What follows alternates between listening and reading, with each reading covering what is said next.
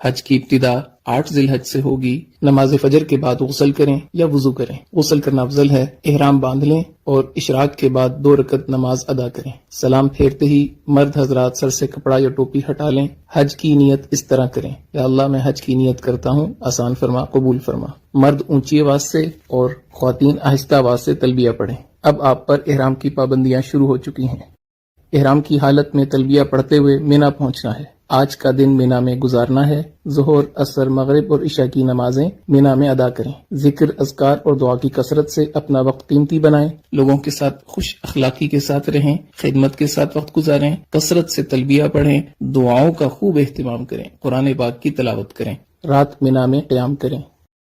حج کا دوسرا دن 9 ذی الحج، آپ صبح اشراق کے بعد عرفات کی طرف سفر شروع کریں گے۔ عرفات میں پہنچ کر زوال کے بعد ظہر اور عصر کی نماز اگر امام کے ساتھ مسجد نمرہ میں پڑھی تو اکٹھی ادا کریں گے، اگر اپنے خیموں میں ہیں تو ظہر اپنے وقت میں، عصر اپنے وقت میں ادا کریں گے، اور درمیان میں آپ نے زوال کے بعد نماز کی ادائیگی کے بعد دعا مانگنی ہے۔ یہ ہے وقوف عرفہ، حج کا دوسرا فرض۔ 9 ذی الحج کو یہی عمل ہوگا۔ مغرب تک عرفات میں قیام کریں۔ مغرب کے بعد، مغرب سے پہلے نہیں آنا، مغرب کے بعد آپ مزدلفہ کی طرف آ جائیں گے۔ مزدلفہ میں عشاء کے وقت مغرب اور عشاء کی نماز 1 اذان اور 1 اقامت کے ساتھ ادا کرنی ہے۔ اس کے بعد آپ 70 کنکریاں اکٹھی کر کے اپنے پاس رکھیں۔ اب آپ نے رات وہاں قیام کرنا ہے۔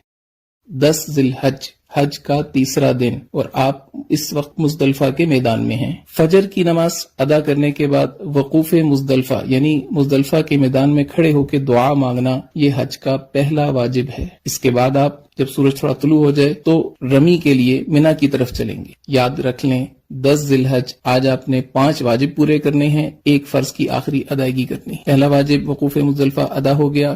دوسرے واجب کی طرف آپ جا رہے ہیں، شیطان کو پتھر مارنے۔ مینا میں آج صرف بڑے جمرہ کو 7 کنکریاں مارنی ہیں۔ اس کے بعد آپ قربانی کا جانور ذبح کریں، یہ تیسرا واجب پورا ہو گیا۔ اس کے بعد آپ اپنے سر کے بال منڈوا لیں، یہ چوتھا واجب پورا ہو گیا۔ اب آپ احرام کھول سکتے ہیں اور عام لباس پہن سکتے ہیں۔ اس کے بعد آپ طواف زیارت کے لیے مکہ مکرمہ بیت اللہ کی طرف سفر شروع کریں۔ بیت اللہ پہنچ کر طواف کریں، یہ آپ کا طواف زیارت ہے۔ حج کا تیسرا فرض، حج کے تینوں فرض مکمل ہو گئے۔ اس کے بعد آپ نے سعی کرنی ہے، سعی حج کا 5واں واجب، یہ بھی پورا ہو گیا۔ اب آپ واپس رات کو مینا میں آ جائیں، مکہ مکرمہ میں قیام نہ کریں۔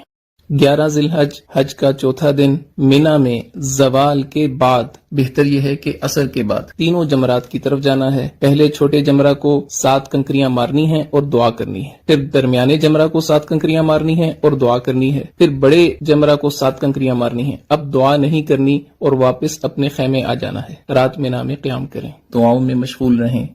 حج کا 5واں دن، 12 ذی الحج، مینا میں زوال کے بعد تینوں جمرات کی طرف جانا ہے۔ پہلے چھوٹے جمرہ کو 7 کنکریاں مارنی ہیں اور دعا کرنی ہے، پھر درمیانے جمرہ کو 7 کنکریاں مارنی ہیں اور دعا کرنی ہے، پھر بڑے جمرہ کو 7 کنکریاں مارنی ہیں اور دعا نہیں کرنی۔ اب آپ کے پاس اختیار ہے، اگر آپ رات مینا میں قیام کرنا چاہیں تو 13 کی رمی آپ کے ذمہ ہوگی۔ اگر آپ رات قیام نہیں کرتے، آپ واپس مکہ مکرمہ اپنی بلڈنگ میں آ سکتے ہیں۔ بہتر یہ ہے کہ اپنے خیمے میں آئیں اور 13 ذی الحج کی رمی زوال کے بعد تینوں جمرات کو پتھر مارنے کے بعد مکہ مکرمہ واپس آ جائیں۔ اب صرف ایک واجب رہ گیا، طواف وداع۔ وداع یعنی رخصت ہونے والا طواف، یہ حج کا 6واں واجب ہے۔ آپ کے سارے مناسک پورے ہو گئے، 3 فرض آپ نے پورے کیے، 6 واجب آپ نے پورے کیے، آپ کا حج مکمل ہو گیا۔